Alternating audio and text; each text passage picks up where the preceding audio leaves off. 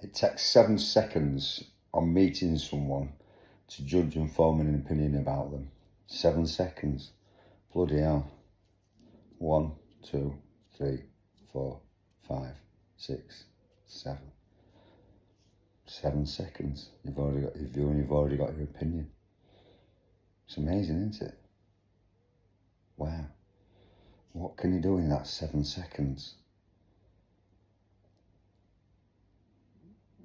Smile, laugh, can't you? But then, does your facial expression in your 7 seconds be prompted and probed by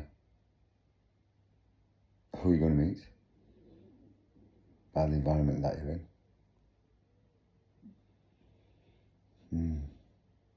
It's interesting. It's interesting how this works.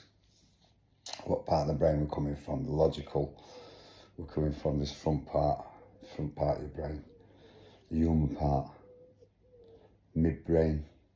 Steve Peters calls it the chimp, doesn't he? Good book, The Chimp Paradox. That's a must read. A must read. Where we're coming from our emotions, or we're coming from the human, logical, reasoning part of self.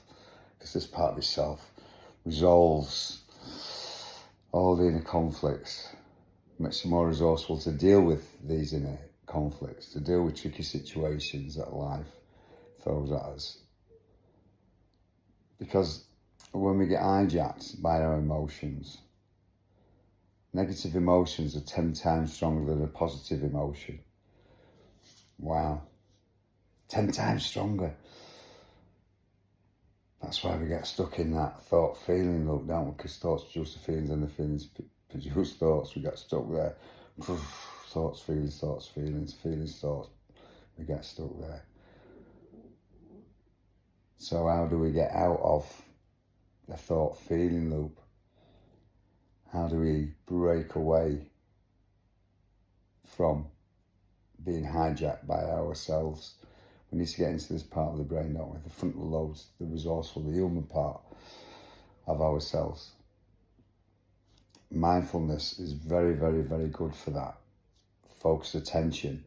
Because when you're focusing attention, you're in a different part of the brain. So if I'm focusing my attention now on the objects I can see,